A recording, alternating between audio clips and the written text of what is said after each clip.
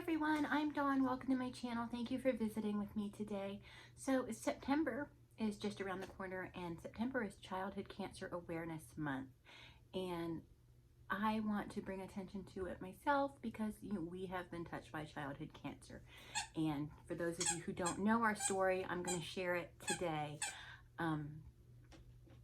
When our son was 7 months old, he was diagnosed with cancer, and he's fine now. He's almost 24 years old and he's doing great. But I wanted to share with you our story, like how we got the diagnosis and everything. So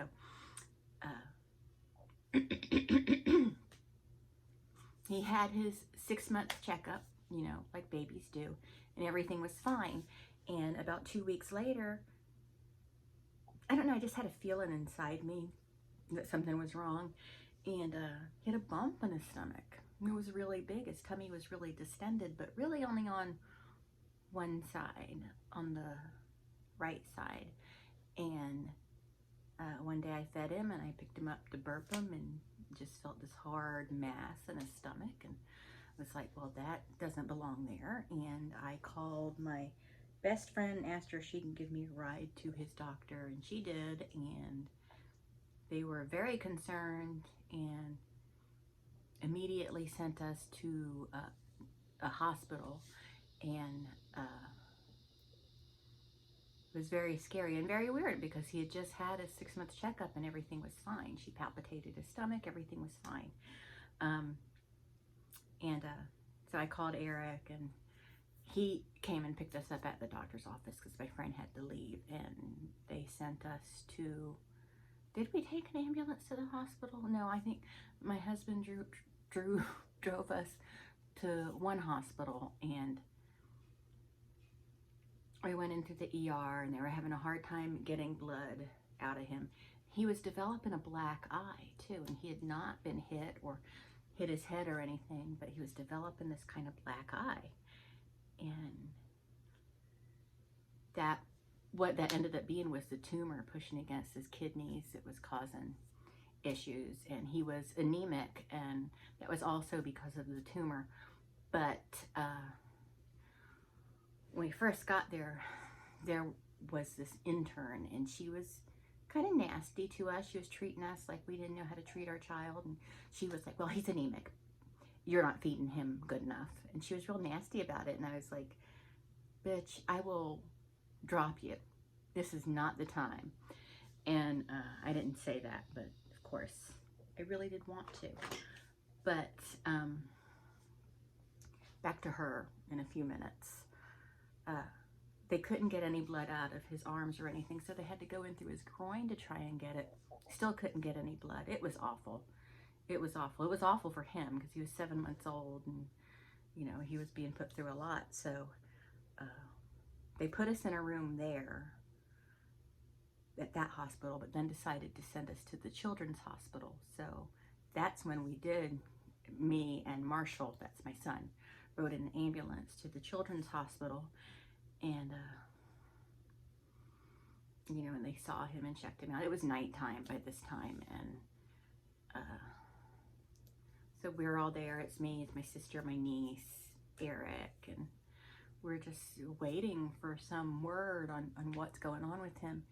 And they told us oncologists would be there to see him in the morning, and I didn't know what an oncologist was at the time. So I was, what's an oncologist? And he just looked down because he was an intern, and he looked down and he said, it's a cancer doctor. But it was like he didn't want to look at me to tell me. But when the elevators opened to the floor we were going to be on, the first thing we see is the Ronald McDonald House family room. So that made me panic a little bit. I'm like, why do we need Ronald McDonald House? So yeah. But that family room was a godsend for us, really. But or ended up being, because it was like a living room and a little kitchen, and we could bring in like our food and stuff and keep it there. Because some people were in that hospital for long periods of time with their young children. So, but that's I'm like splintering off. And so we were put in the room, and basically me and Eric didn't sleep the whole night because we were waiting for the doctor to come in. And then the next morning they ran all kinds of tests and everything, and then they were able to tell us that it was a cancer called neuroblastoma. He was stage 4 because of his age. And you can look up neuroblastoma and it'll explain the staging to you. And so he was stage 4S, which is what they diagnose children under 1 with, I think.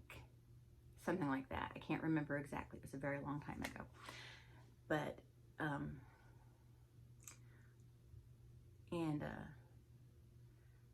yeah, they did all kinds of tests. And it was just, for the next 2 years, just tests and bone marrow biopsies and surgeries and procedures. And it was rough. It was hard. But that baby, it was all a party to him because he didn't know he was supposed to be sick. So he was having a good old time. When it was time to go to the hospital, there would be toys and visitors and fun and art and crafts. And this hospital did a wonderful job at keeping the children entertained and trying to keep their mind off of what they were going through. But yeah, but about that one doctor that was the intern that was like, he's anemic. She was also interning at this hospital. And after he'd been in the hospital a couple times, she came up to see him on her rounds. And I was like, oh, it's her again. And then she was really nice. She was like, oh, yeah, I remember him. Y'all were in the hospital, at the other hospital, and blah, blah, blah. And she's talking about it. And I'm like, yeah, you accused me of not feeding him properly. And she goes, oh, well, no, we just, we see a baby's anemic and we don't know what to think. Like, well, you're not supposed to really accuse a parent of not feeding their kid when you have no idea what's wrong. He was anemic because he had a huge tumor the size of a softball pushing against his kidney and organs. And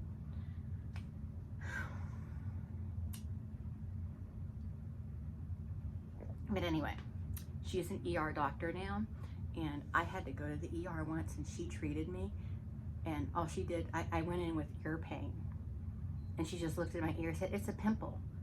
I'm like, it's not a pimple in my ear causing this pain. And I went home with nothing and woke up in the middle of the night with like 102-degree fever and just this pounding pain in my head. And it was a very serious ear infection. Yeah. So.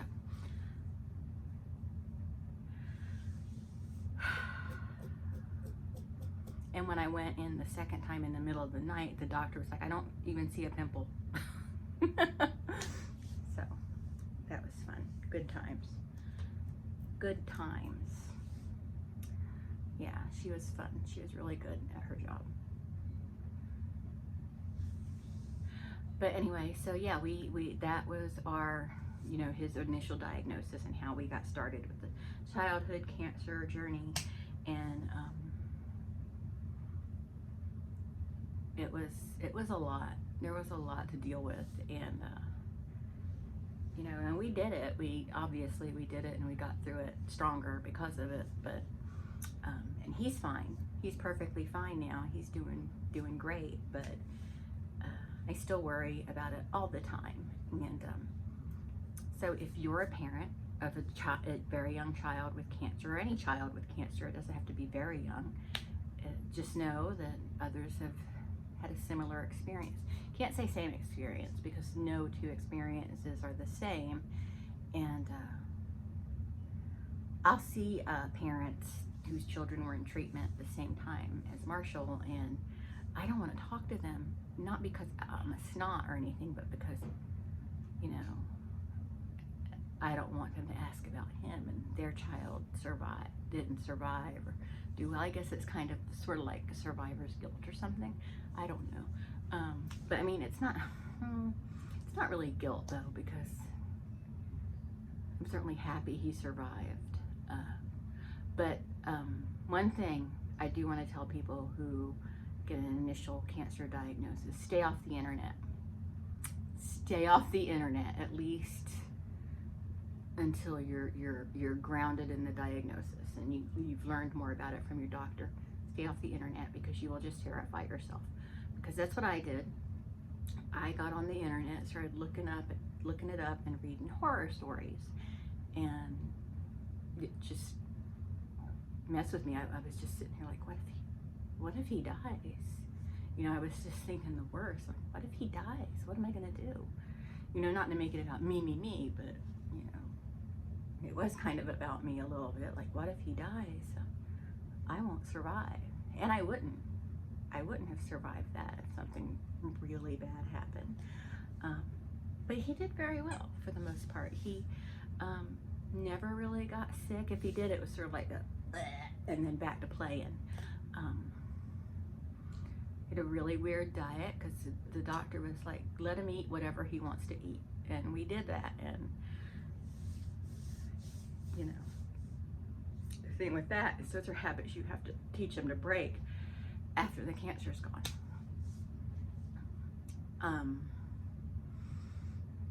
What else? Yeah, stay off the internet. Let them eat.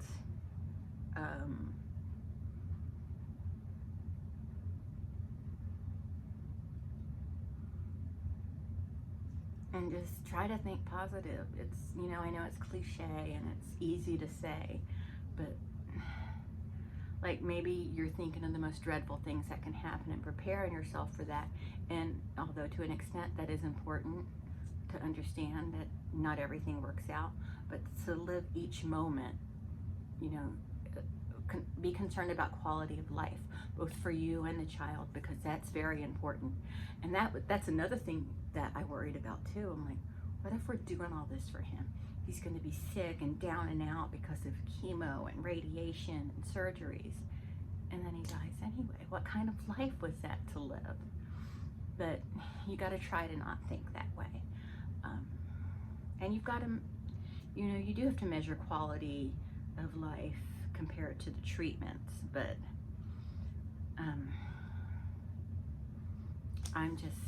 I'm just grateful that we had the doctors we had, and we let them treat him, because he's here today because of it. He's a grown man, and he's normal, and he's healthy, and you know, he's got some battle scars on him, but he's good.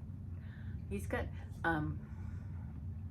I do worry about him if he tells me he has a backache or something, because there are all these long-term or late-term side effects that can occur. But other than high frequency hearing loss, he hasn't really had any of that. But so yeah, that's her story. I hope you enjoyed listening to me today. I know it's, you know, I'm not good at storytelling. I kind of just branch out and go nuts, but I try not to. I try to stay focused on the topic. And you know, it doesn't have to be cancer. It could be any kind of traumatic illness or injury or something that you're dealing with. Just try to find the positive in everything. I know it's cliche, but you know, there are things you can think about that are positive, you know. And like people like to say, well, you could think, well, at least he's not dead. Yeah, but you know, sometimes there are things that are worse than death, like being so sick every day you can't even move your bodies without feeling complete pain. Some might say death is better, you know, you just don't know. But anyway, that's it for this video. If I think of more topics or things to talk about on this topic during Childhood Cancer Awareness Month, I will. Yeah, that's it. Thanks so much for watching. I'll talk to everyone later. Bye.